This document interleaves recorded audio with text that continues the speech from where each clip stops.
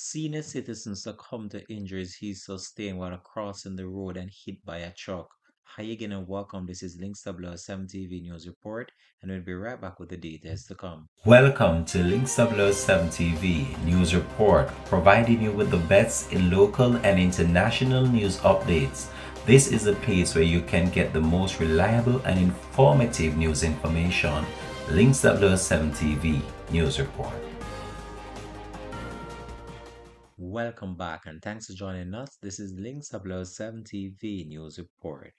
A car accident on Caribbean Terrace, Old Harbour View, Kingston 17 on Thursday, December the 16th has claimed the life of a 62-year-old individual, Neville Hodges.